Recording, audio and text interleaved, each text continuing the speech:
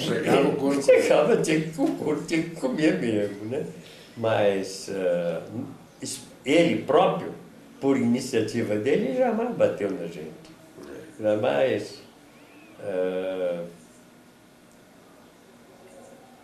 Eu me lembro que o papai conta a história que ele era um inglês, óbvio. Né? E tinha aquela coisa pela persistência, né? Das coisas, né? De andar a pé para economizar o dinheiro do bonde. Nossa, fazer coisas cara assim. mais humilde que você pode imaginar. A roupa dele tá boa demais, qualquer roupa tá boa. Ele era contador da companhia campineira de luz e tração, luz e força. Era um cargo importante em Campinas. Aquele terno dele de 3, 4, 5 anos atrás estava bom demais. Para ele não queria nada. E o negócio do rádio que ele gostava? O que ele gostava? A paixão dele era rádio. Rádio era a paixão dele. Poxa, ele merecia. Meu Deus. O que ele economizava... bom... Normalmente, ele começou com um rádio, começou com um melhor, ele lia numa revista, saiu lá, ele não sossegava até conseguir economizar para comprar um, aí vendia o outro, ou rifava, e nós, filhos, passávamos as rifas, e ele... até que ele conseguiu finalmente o Acme. Ele importou um Scott, possante Scott de 30 válvulas, com um super não sei o quê, nossa mãe, aí ele botou um cadeado, meu amigo, para só ele usar, porque era coisa delicada, caríssima, que ele não poderia comprar um segundo, se um de nós tabanadamente ligasse aquela coisa, como criança liga. Criança não tem não sabe devido respeito pelo significado da coisa, né? Então, acertadamente botou um cadeadozinho, quando ele chegava, ele ligava. E dizia que ele ficava de noite, madrugada? Madrugava ouvindo, pegando o mundo inteiro. Ele em Campinas pegava o mundo inteiro. E, feito aquele rádio amador, você escrevia dizendo, confirme que eu escutei a sua estação XKDW tal, às tantas horas aqui, equivalendo às tantas horas no seu país, ouvindo o programa tal, música tal, prefixo tal, dado pelo... fulano, confirme que o locutor, confirmaram, então ele tinha confirmado, da Austrália, da Suíça, do Vaticano, de não sei o que, do mundo inteiro. Enquanto ele não conseguia uma, ele não sossegava, com uma paciência de Jó, pois bem. E outra coisa, ela tinha uma antena que não tinha tamanho, ele experimentou de bambu, experimentou disso, daquilo, e tinha também uma terra, era carvão, e mais o quê, e mais não sei o quê, e toca a gente a fazer buraco 2, 3 metros para fazer fio terra. Pois bem. E aí tinha a história do japonês, que uma vez o vovô pegou e uma rádio lá do Japão e chamou ele para ouvir. Lembra dessa história? Não. E ele ficou super emocionado. Pois não me lembro não. Porque tem a história também do anúncio da Primeira Guerra. Da Segunda Guerra Mundial. Essa foi sensacional, né? Na primeira página da edição acho que é Diário do Povo, lá no centro, em negrito, esta edição deve-se à dedicação e generosidade do radioamador Archibald Roy Cox, que com seu possante, ele fez questão, possante rádio Scott All Wave, não sei o que, 30, blá. Permitiu. E ele era taquígrafo, viu? Ele taquigrafou tudo que ele... Então ele deu a reportagem inteira para o jornal. O jornal deu um furo nacional. Furo nacional, recebeu um telegrama do Herbert Moses, dando os parabéns. Todos os principais jornais do Brasil deram, tudo indica que haverá paz, continuam sendo negociados, não vai sair guerra, é o prenúncio, não sai. Estourou a guerra, a Alemanha atacou a Polônia em tais e tais pontos, os primeiros trens trazendo os feridos estão sendo nas localidades de Down, nos principais hospitais. O corpo de tropa número 183 do regimento tal está seguindo para tal, tudo o que falou em inglês e em francês, que dava para ele perceber a coisa, ou a língua que fosse, ele taquigrafia e ligou o telefone. O sujeito de plantão teve a visão de que era para valer. O que o senhor está me dizendo? Ele disse, não, o senhor é pessoa de responsabilidade. Tá bom, vamos convocar todo mundo, babã. E ele ficou em contato telefônico permanente com a coisa, não foi trabalhar no dia seguinte e deu toda a coisa. O jornal se lambeu, lavou a alma. Furo nacional. E ele é orgulhoso do equipamento dele, que era o xodó dele. Agora, interessante, Ricardo, uma coisa pitoresca da nossa família lá em Campinas, em São Paulo, eu não notei ou não registrou. Porque criança tem seus interesses, e naquele tempo eram bem definidos. Não se misturava com interesses de adulto, nem aqui, nem na China. Criança é para ser vista, não é para ser ouvida. Era o lema, normal. Não podia falar na mesa, né? Não dá palpite, não dá... Que história é? Criança dá palpite? Se retire da mesa, está atrapalhando. Pois bem, rapaz, com essa digressão eu me perdi. Tá. O senhor estava começando a lembrar alguma coisa em relação ao teu pai. Ok. Uma característica lá em Campinas é que ela veio à tona. Para nós filhos, eu pelo menos não vamos reparar. Para você ter uma ideia, olha, isso aqui é um quarteirão. Nós estamos morando nesta casa. Ela tem fundos para esta casa. Nós mudamos para esta casa, pelo muro. O grosso que pôde mudou pelo muro, em vez de fazer esse circuito. Poucos meses depois, mudamos para esta casa ao lado, que era exatamente igual a essa. Ninguém consegue me explicar.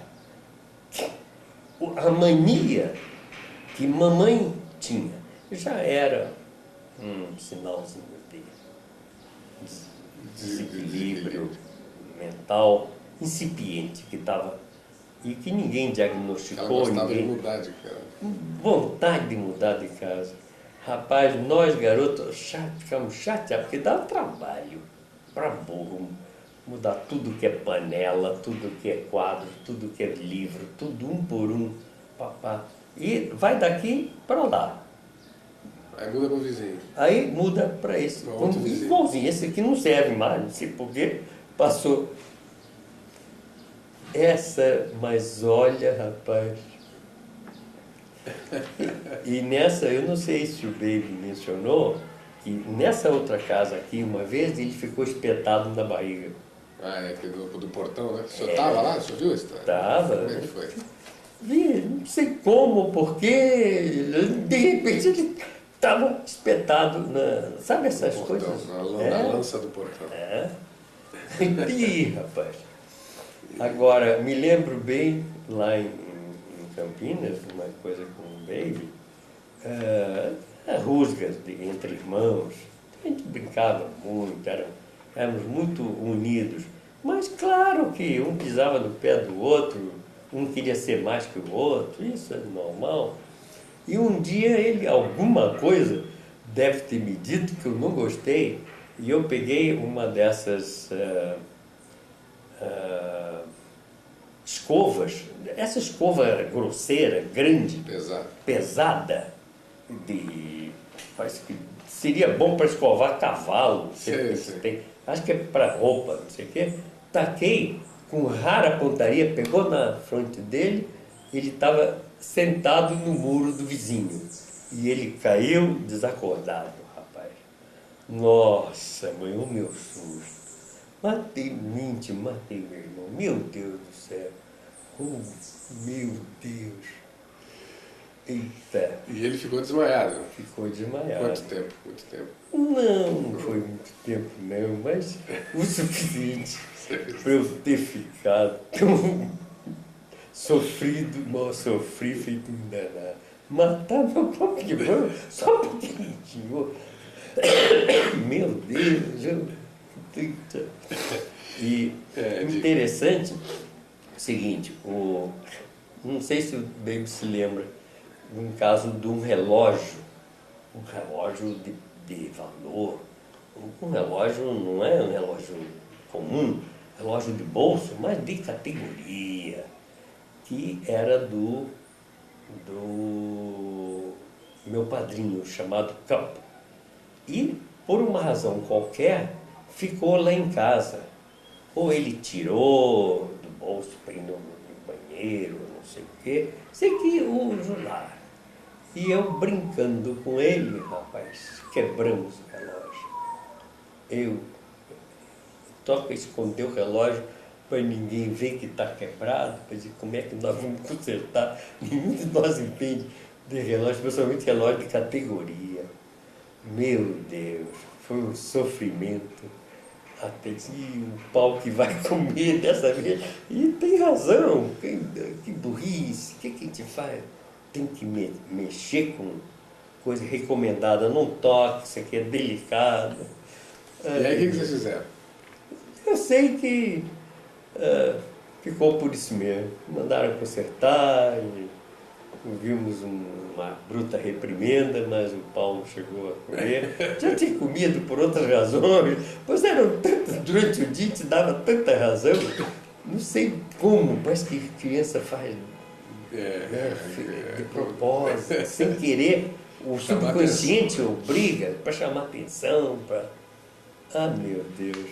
E em termos de... Tem umas histórias de umas namoradas, eu não sei se... porque nessa época o tio Douglas e o papai eram mais próximos de idade. Eles estavam mais juntos. Exato. E os dois que namoraram lá a beça. Eu nunca fui de namorar muito. Eles ficavam trocando eu era namorado. Do esporte, viu? Então nessa época não... Não. Aquela jovem amiga do marido negociador de algodão, o senhor não está lembrando? Era amiga da mamãe, da sua mãe, que o marido viajava e eles iam levar lá em casa. Isso eram só os dois. Eu estava morando em São Paulo, trabalhando. A chinesa filha, mulher do cientista lá, e a irmã dela também, isso não tem. Não. Isso era para quem ficou lá no bem bom. E a guerra em Campinas? O senhor estava em Campinas, não? Quando a Revolução de 32? Estava, fui escoteiro do MMDC, Mário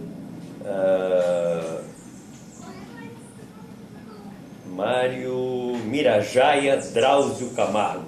Mamãe, mande-me 2 cuecas. Pois bem, foi uma coisa extraordinária. Como é que foi a história? A Revolução Paulista, a Revolução Constitucionalista, foi uma coisa unânime, maravilhosa, de todos os residentes de São Paulo. Imagina você, um batalhão composto de ex-combatentes franceses, ingleses, alemães, desfilarem na rua, antes de seguirem para o fronte para ir lutar contra brasileiro, ser aplaudido por outros brasileiros? Incrível. Dá um beijo nele. Bom dia, meu amorzinho. Bom dia. Tudo bom? Tudo bom? Essa é a minha neta caçula, Clara, filha da Beth. É a única neta que a Nelore tem. E mora aqui conosco há muitos anos, nos dando uma satisfação enorme.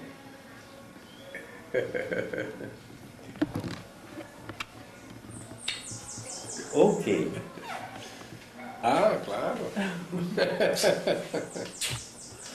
Bom. Tudo bem? Como é que você tá? Tudo jóia? Bom. Deixa eu até registrar o momento. Isso. Alô. Tudo bem, meu amor? E você? Bom também, tudo bom. Que bom. Joia.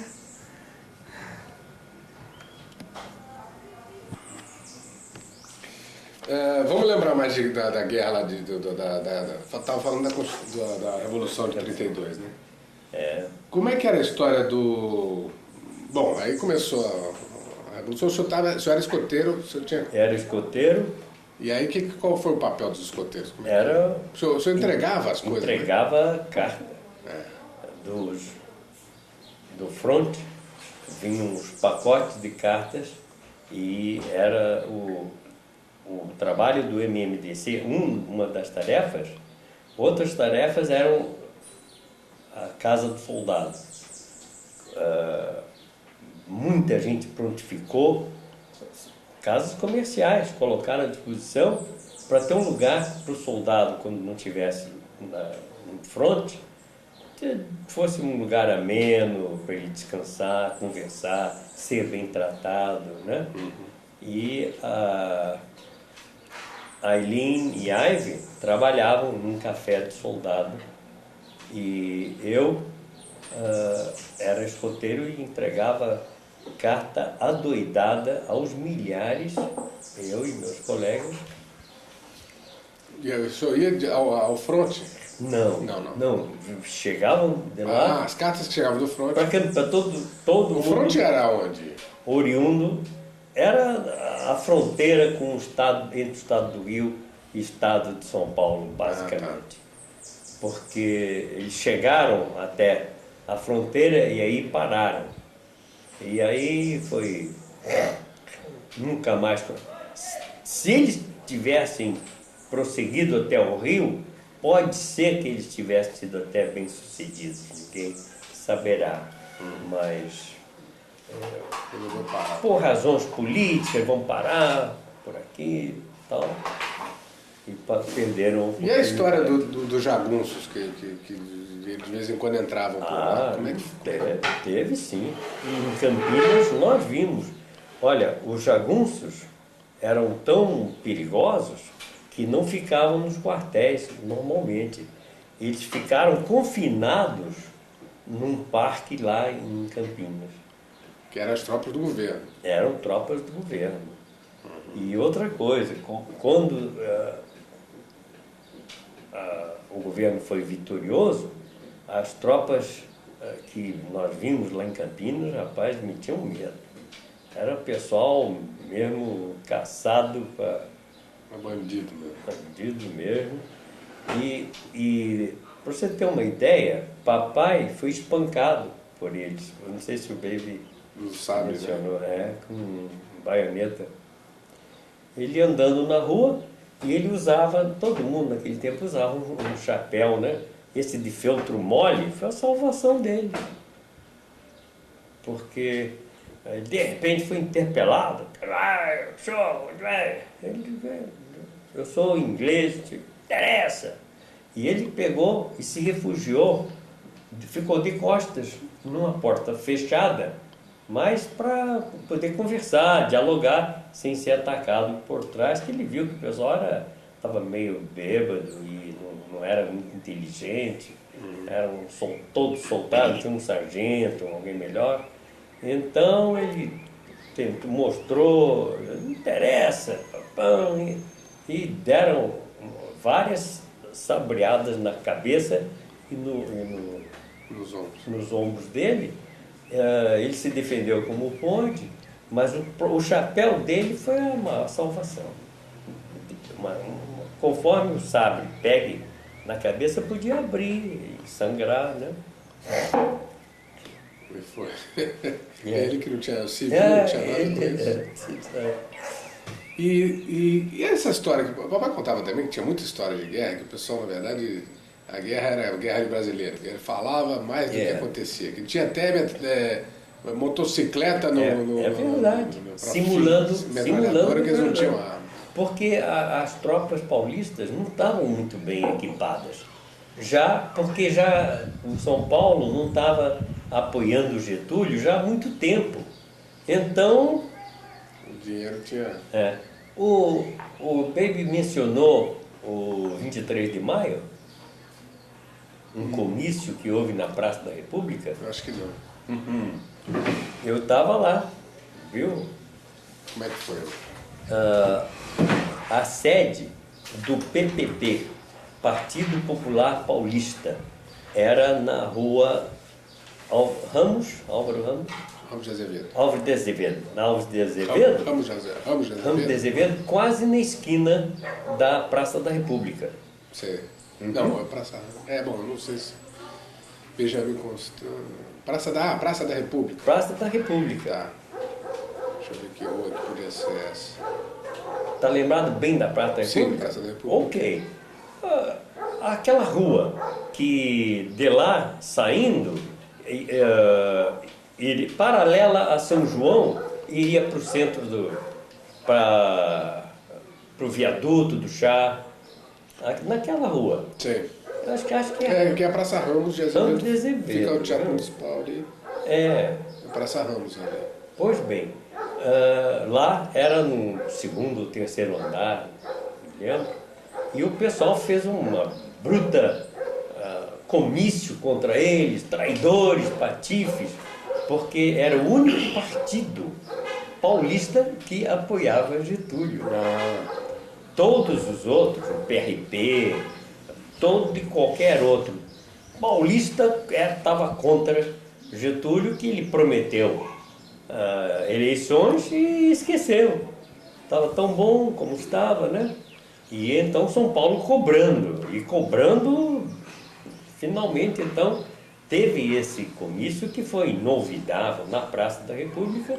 Ibrahim Nobre, o grande tribuno paulista, fez uma coisa arrebatadora, linda, era um orador fabuloso. E então o povo terminou mais ou menos o comício, quis entrar para... lá na esquina. Sim, pegar vamos pegar o pessoal do PPP. Vamos pegar e tacar fogo, vamos empastelar. Era o termo que se usava, o PPP. Empastelar. E de lá, então, eles atiraram no povo. E foi aí que morreram os quatro. O MMDC. Morreu um quinto uma semana depois. Se não me engano, o nome dele é Alvarenga. Morreu Mário Mirajaia Drauzio Camargo. Que ficaram sendo os marcos do movimento. Exato. Aí foi uma comoção muito grande. Por favor, meu bem. E assim por diante. Mas foi uma coisa unânime, maravilhosa, uniu São Paulo de uma maneira fantástica. E em termos ainda na questão da guerra, o pessoal parece que não tinha tropa. As tropas não tinham condução, o pessoal andava em caminhão de lixo, né? E tinha também a questão do Vermelhinho. O Vermelhinho era um avião do governo que vinha e bombardeava a cidade. Jogando granada de mão. Exatamente, era ainda bem incipiente a coisa, ainda bem, menos mal. E a Ivy namorou o capitão Aderbal, não me engano, Aderbal de Oliveira, o nome dele. Bom dia, Salve! tudo bom? Tudo bom? Olá. Opa, como é que tá? Tudo bom? Michel, Tô te gravando, Michel. Ei, Rui. gravando? Tudo bom? Tudo bom, querido. Pra que é isso? Isso é impossível. Impossível, né? Você acha que Ricardo ia gostar?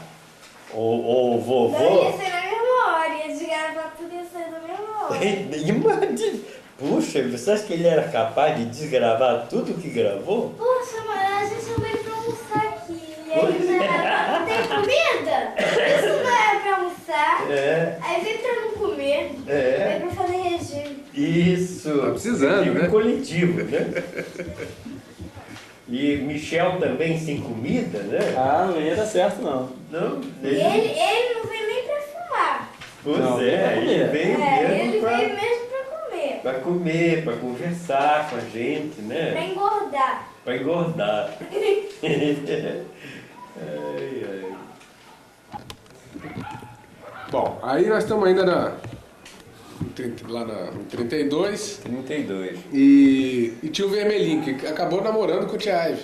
É, o piloto, não do Vermelhinho, Não era? ele era O papai falou que ele era piloto do Vermelhinho e depois passou para... Ah, bom, esse é o antecedente eu não sei, ele tinha sido? acho que ele Ok, teria eu sei sido- que ele ele teria aderiu, ele sido- aderiu a... Ele teria sido eu sei piloto que do ele era- Vermelhinho e depois ele voltou, ele passou para as tropas Ele era um dos cara revolucionários. alinhado, viu? Sempre com um cachecol branco ao redor do pescoço. Pô, passava na rua, a moçada, piloto. Eita, fogo. E em relação aos Pátria Amados, como é que era? Por que chamava Pátria Amada o pessoal o pessoal brincava, né? Que eles eram. Não. Fazer o footing dos Pátria Amados. Porque também tinha um pessoal que fazia o farol, né? Claro, é a turma da retaguarda, né, e tal.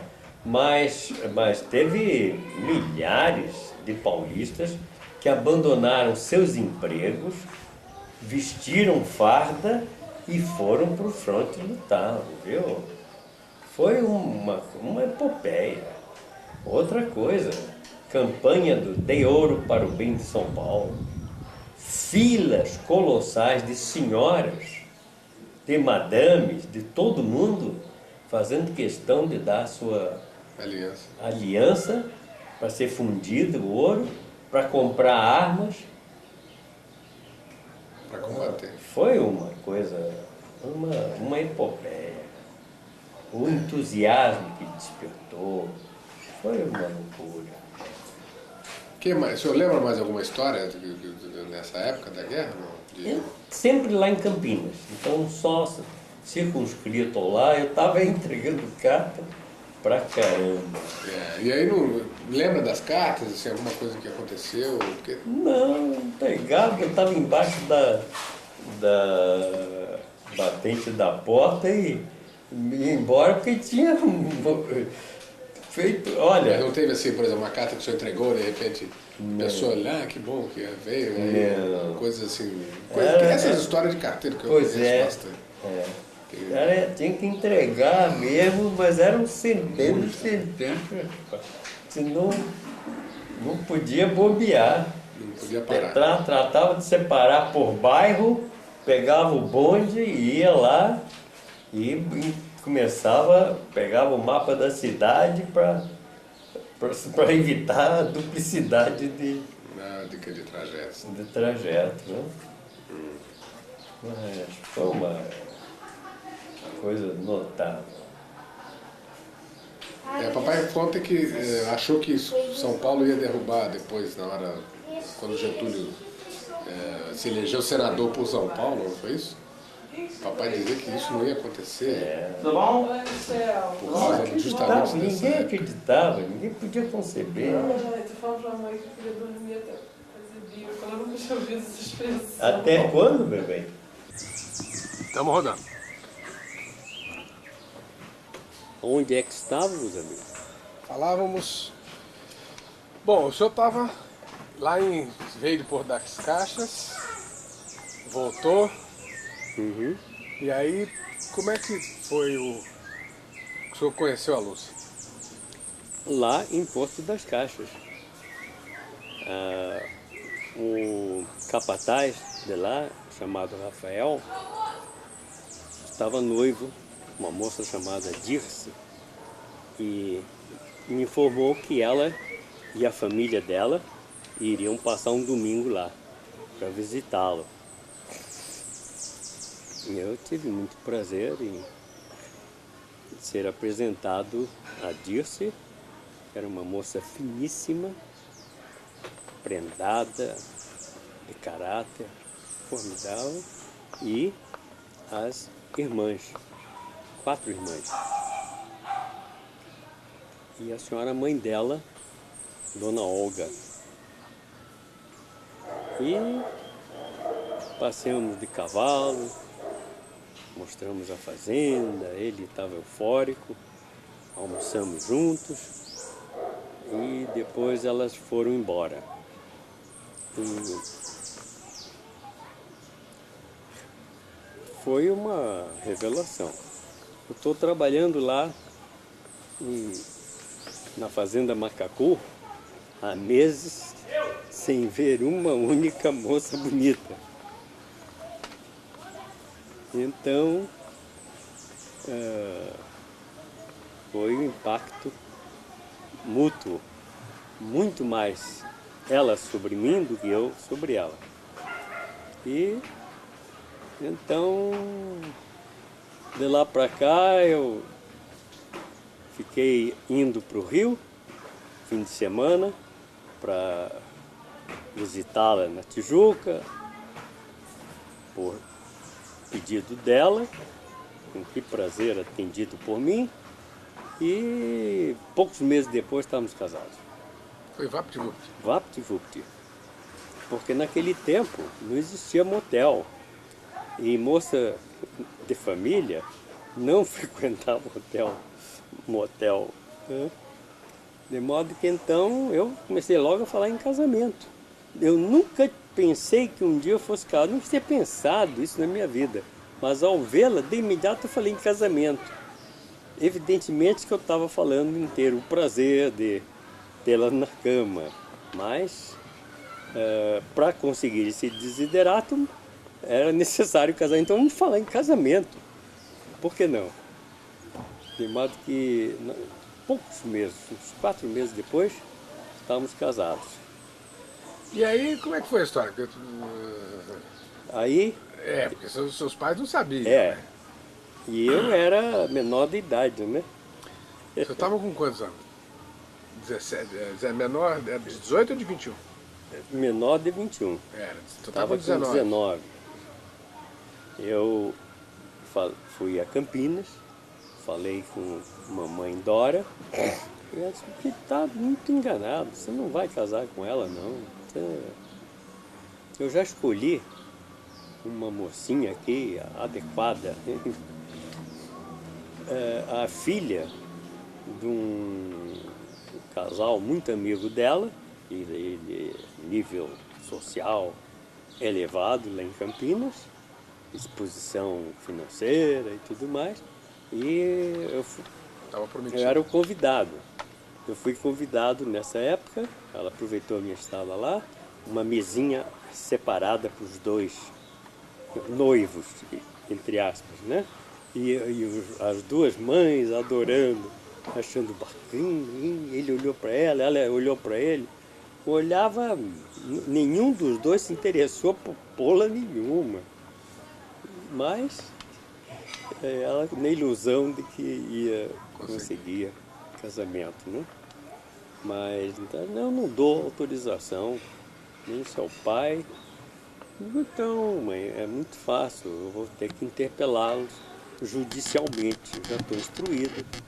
Vocês têm que comprovar ou a demência de minha parte, ou não sei qual era uma outra coisa. Afora isso, o juiz dará. Ela é uma pessoa normal, ela não tem nada que a desabone, ao contrário. Pois bem, então eu me casei e mamãe já passou a não gostar dela em princípio, por questão de princípio. Ela nem conhecia. Como que eu ia casar com alguém que ela não conhecia e sequer aprovava? Papai não resistiu.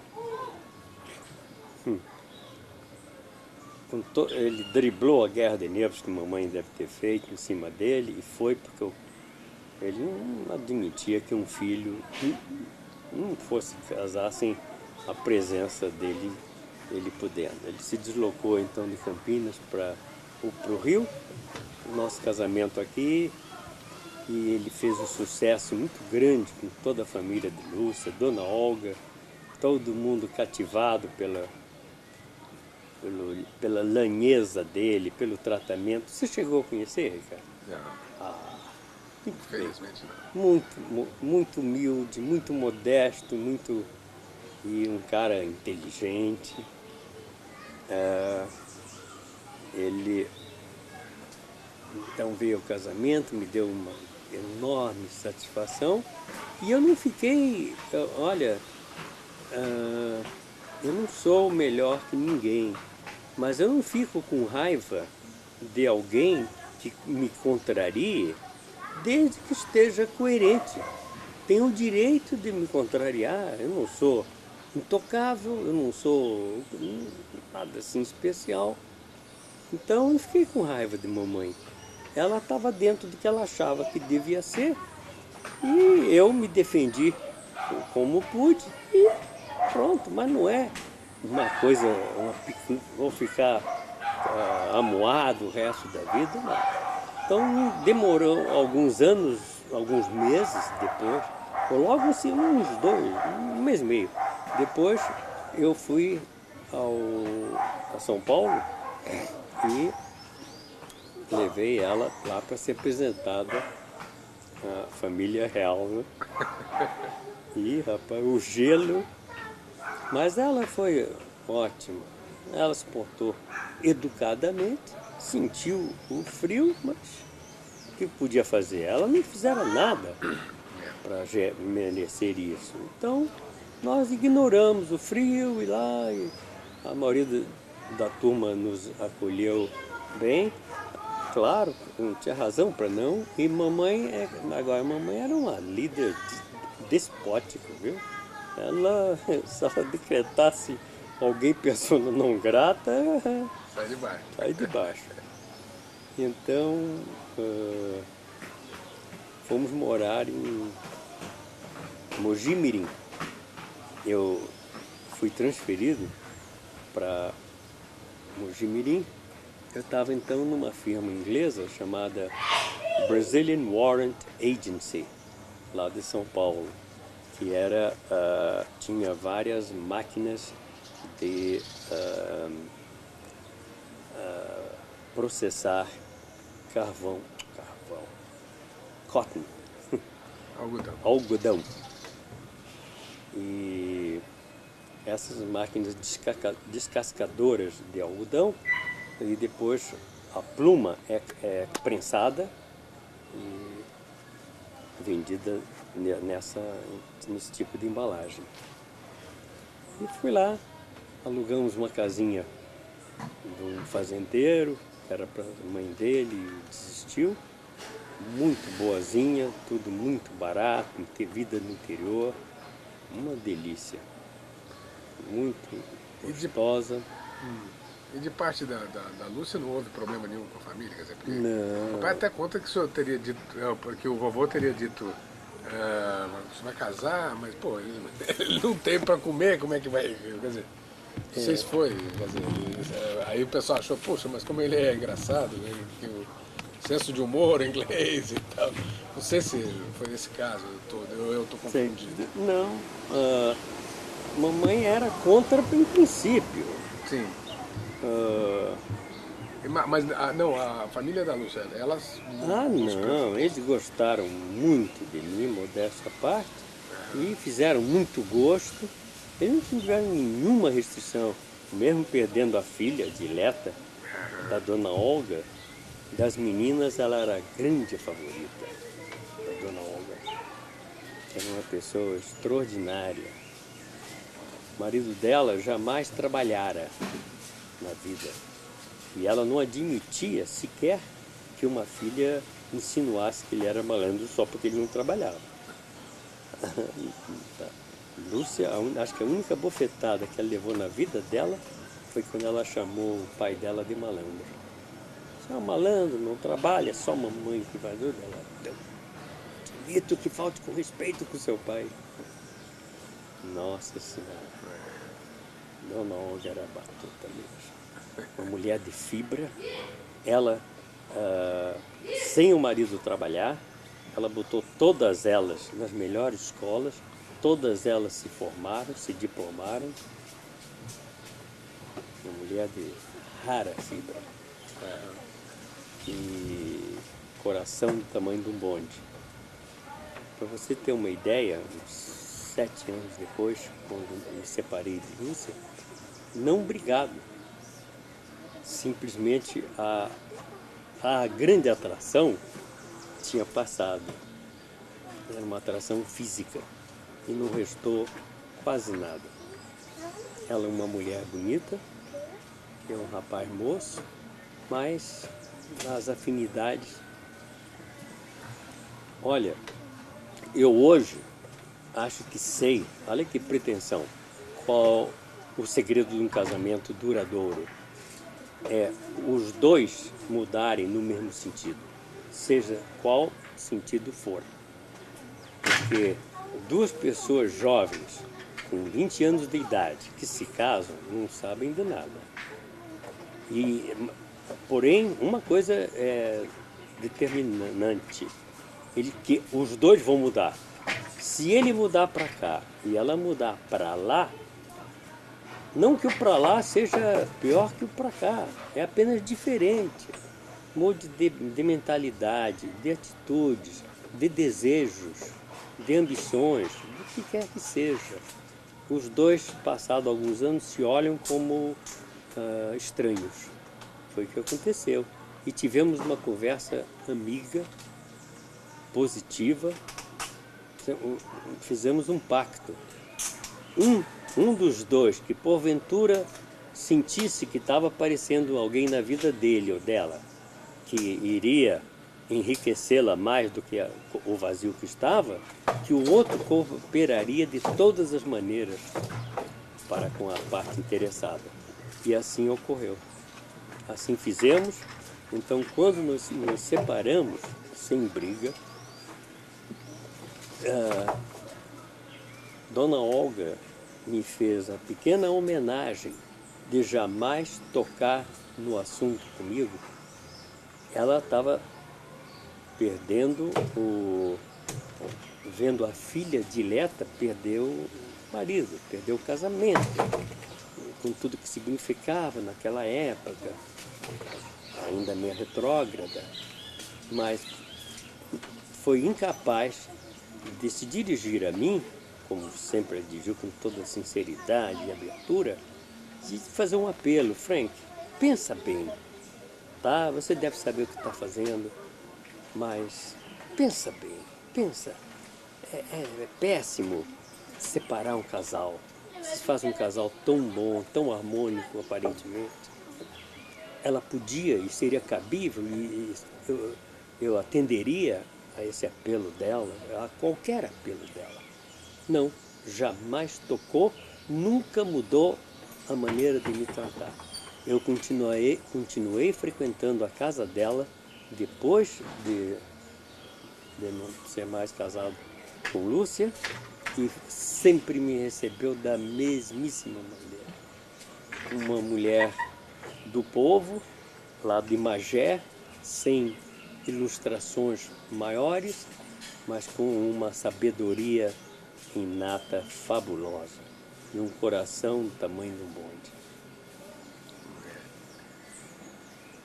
E aí, em relação a Bom, então, cronologicamente, aí o senhor ficou quanto tempo solteiro? Eu aí fiz uma judiaria com Ana Lória.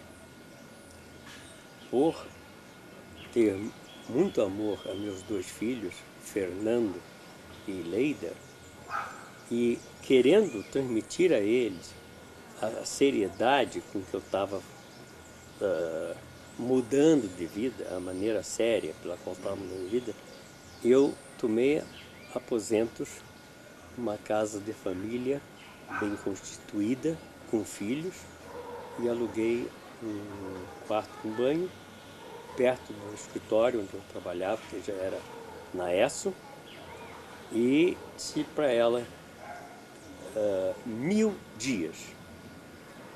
Nós temos um período de teste de 1000 dias. Se os dois passarem nesse teste, e o que hoje os dois estão dizendo, no tocante amor recíproco, continuar, então vamos fazer vida em comum. Até lá eu ficarei morando sozinho e fim de semana eu quero que meus filhos venham me visitar e constatem, reparem como eu estou vivendo sem você, sem a Lúcia. Para que quando nos juntarem, eles lhe respeitem, porque é uma união séria, é uma união bem intencionada, é uma segunda tentativa de dar certo. Eu já falhei uma vez, eu sou responsável seguramente por 50% dessa falha e não gostaria de falhar de novo, eu ficaria amargurado. Para que dê certo, tenha convicção, eu exijo esse período de coisa. Mas, pô, é absurdo. Um ano, assim. 1000 dias. 3 vezes 333. Quase 3 anos. E eu tinha uma tabelinha aí riscando dia a dia. E quando chegaram 1000 dias, e ela sempre reclamando que era longo demais. Pois bem, e não foi fácil. Acostumado a ter uma mulher na cama, né? Você morar sozinho, rapaz, eu sofri, mas por um bom motivo, e valeu, porque houve a transição sem confusão nenhuma. A Leida tinha uma professora, ela estava no Bennett, e essa professora eu conhecia do Círculo de Pais e Professores quando frequentava com Lúcia. Um belo dia eu encontro, deu de cara dela no centro da cidade com Ana Lória a tiracolo. E ela levou um susto assim, e eu fiz questão, chamei, apresentei minha nota. O quê? O João se separou de Dona Lúcia? E ela disse, desculpa, mas parabéns. Eu sou observador, eu sou atirada e notei o menor desvio de comportamento, a menor modificação de parte de sua filha Leida. Vocês dois estão de parabéns, Dona Lúcia e o senhor. Os senhores fizeram de uma maneira sem trauma nenhum. Digo, que tentamos, aparentemente fomos bem tranquilo. Foi uma pequena, grande satisfação. E aí, bom, e aí o senhor começou, quer dizer, depois desses mil dias, aí começou... Aí eu vim morar aqui em Niterói, no quarto de solteira dela. Me lembro sei que já encontrei, não sei se a cama dela já era grande ou se esticaram um pouco para me acomodar. Passamos a morar aqui. Mas era muito diferente do que é hoje, viu, Ricardo? Eu vou lhe mostrar uma fotografia. Era um casebre lá embaixo. Foi o que o pai dela pôde fazer. Não é fácil. Especialmente que ele perdeu o bom emprego dele, ficou desempregado anos. Ela sustentando a casa. Ela teve que trabalhar para sustentar, cortar os estudos para sustentar. E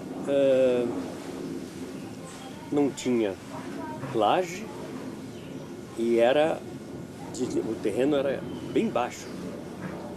De modo que quando chovia, toda a enxurrada entrava aqui. A gente tinha que tirar a enxurrada toda, lama, o diabo. E tinha uma cerca de arame farpado. Não tinha muro. Não ter laje já diz alguma coisa, né? Mas tinha o terreno, belíssimo terreno, de 32 metros de frente. 4 lotes de 8. Eu estou fazendo confusão, acho que são 3 lotes de 8, 24 metros, perdão. Onde eu fui buscar 32? 3 lotes de 8, 24 metros de frente. Pois bem, e então eu resolvi fazer uma modificação aqui. Porém, eu havia, por ocasião da minha separação legal com a Lúcia, eu havia opinado e eu aceito pelo juiz que eu concedia 50% dos meus vencimentos brutos para a Lúcia, embora o juizado tivesse recomendado 35, uma coisa assim. Eu fazia questão, ok, assinou, papá. Então, eu estava sendo descontado 50%. E sobrou, portanto, menos de 40%. Porque aqueles descontos do mês todo, eu tirava de meio salário. Então, eu fiquei com um poder bem limitado, poder econômico bem limitado. Todavia, fizemos planos para uma reforma ampla aqui, para nos adaptarmos à casa melhor às nossas necessidades. E aí eu fui no INSS e inscrevi em nome dela para o financiamento de casa própria. E, para surpresa muito minha, 30 dias depois, ela recebeu um telegrama aqui, chamando ela, foi aprovado, tem tantos dias para levar a documentação, para assinar, aí eu fui lá no INSS, então IAPTEC, e vi as condições e perguntei, mas não estamos querendo dinheiro para uma casa nova, eu quero fazer uma reforma numa casa que já existe, mas que é do pai da minha mulher. Pode dar para fazer a transação? Dá, sim, senhor. Ele vende para ela através de hipoteca via uma triangular. Ok, assim foi feito. Então, nós recebemos 350 mil réis do INSS para ele recebeu, para pagar ele recebeu o cheque, nos endossou. Eu fui correndo pagar uma hipoteca particular de 50 mil reais que existia e que o fulano confiou em mim, porque já o seu Arthur, o pai da Nelore, não conseguia pagar. A vida foi se tornando mais difícil, não conseguia. Devia, queria pagar, mas não podia. Então eu disse para ele, se o senhor der plena quitação sem receber, para não prender a transação com o INSS, primeiro dinheiro que vier, eu lhe trago, perfeito. Levei, ele agradeceu, então sobrou-nos 300 mil. E nós começamos alugamos uma casa em frente, e para controlar a obra, e o irmão dela, Dieter, que era vivo na época, e o pai dela, o senhor Arthur, passaram a controlar a obra, ajudar, porque eu viajava muito nessa época, eu pouco parava aqui. E terminamos ela um ano depois, a um custo total de 850 mil. A diferença entre os 300 iniciais e os 550, eu levantei à custa de amigos, pedindo dinheiro emprestado a amigos na base média de 30 mil.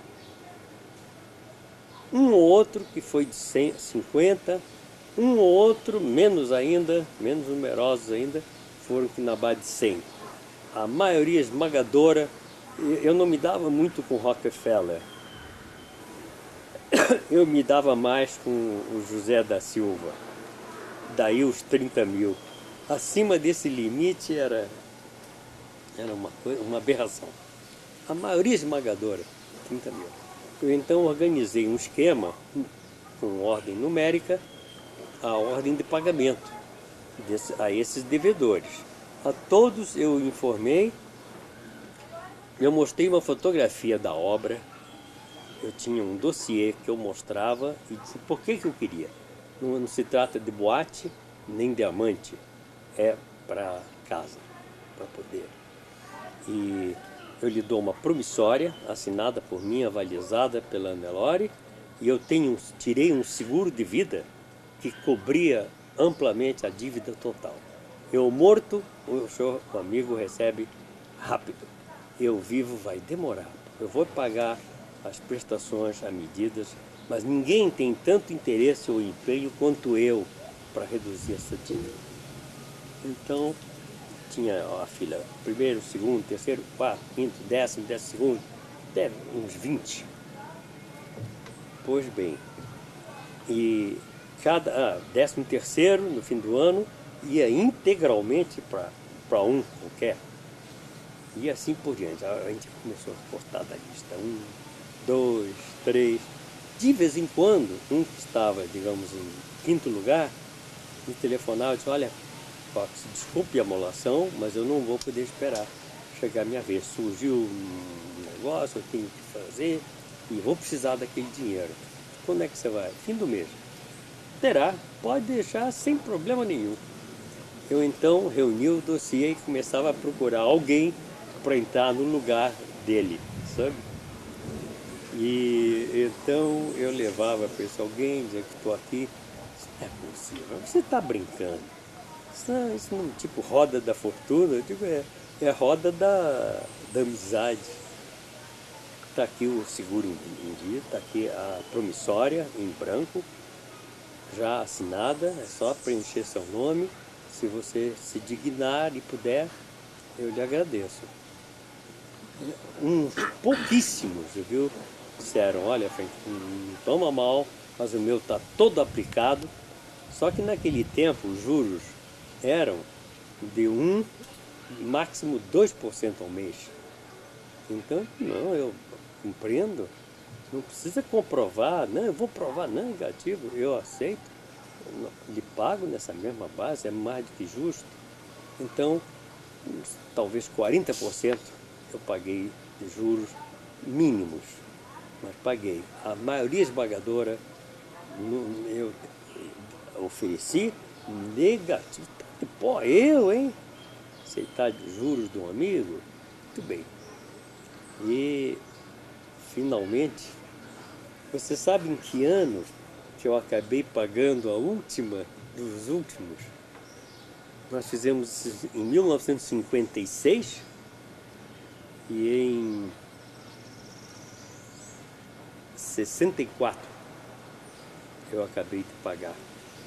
Quando eu fiz acordo com a ESCO e recebi indenização integral de 20 e poucos milhões de cruzeiros, de réis, sei lá, de moeda. Então eu pude pagar os últimos dos remanescentes. Essa casa foi com... Eu só me arrependo muito de não ter mantido a relação de amigos. A falha, tão preocupado, era... Porque, volto a dizer, eu estava esmagado salarialmente, em função da outra que era sagrado. Nunca atrasei um dia, nem podia, nem devia. Mas então, eu não podia dar muito voos livres, então eu lecionava também, quebrava galho, fazia bico e me desorganizei. Isso não é desculpa, não. Eu devia ter. Eles mereciam todas as homenagens. Com que prazer eu exibiria hoje a gente, amiga, íntima, privando da minha amizade, podem se orgulhar desses amigos. E graças a eles que nós temos a casa que temos hoje. Mas não me lembro do número de vários deles, mas não me lembro do algarismo exato. E uma lástima, uma falta de organização pela qual eu me censuro amargamente. Poucas coisas eu lamento na minha vida. Uma delas é essa.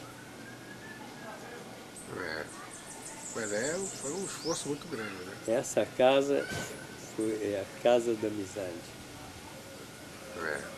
Foi construída dessa maneira. Eu levava, você está brincando, você mostrava o dossiê, está aqui o nome. Eu conheço fulano, digo, sei, então telefona para ele, diz que você entrou no grupo também, vê o que ele diz, o que ele acha, se você fez um bom negócio, porque para o seu governo ele é muito amigo mesmo. Eu aproveito a oportunidade que eu me sinto honrado em ter ele nessa lista. Sujeito, rapaz. Você imagina que hoje era possível fazer uma coisa dessa? Eu acho que não. Com a mentalidade. E olha, a culpa do mundo ter ficado tão egoísta assim, no Brasil pelo menos, é os próprios sucessivos governos. Porque a inflação é a coisa mais tenebrosa do mundo. Com essa inflação, você pode emprestar dinheiro sem cobrar juros. E vai cobrar juros de quê? De 45% ao mês? Então é inviável. Pois bem, agora, inflação, eu sou um dos mais piores inimigos. Que é a única coisa que eu odeio, eu não uso a palavra odeio para com ninguém. Não tem nenhuma pessoa a quem eu odeio. E há coisas muito poucas, que é ridículo você odiar coisas. Mas a inflação, eu abro um parênteses. Eu odeio a inflação e tudo relacionado com ela. E todos que colaboram com ela. Porque você perde todas as noções, todos os valores. Olha, o que aumentou de corrupção depois que a inflação surgiu não está no gibi, porque a maioria das pessoas foram duramente atingidas, continuam sendo, e umas de caráter mais vacilante aderiram em autodefesa, porque se elas não fizerem, o sujeito da esquina fez, o do outro lado fez, todo mundo está aparentemente melhorando de vida e ela está ficando para trás somente porque ela recusou-se a aceitar aquilo que o fulano disse, não, já está imbuído no preço, todo fornecedor já sabe disso, não, pode aceitar sem nada do outro mundo, está aqui o seu quinhão. Inflação. Agora, teve uma história, quando eu só morava com a Lúcia,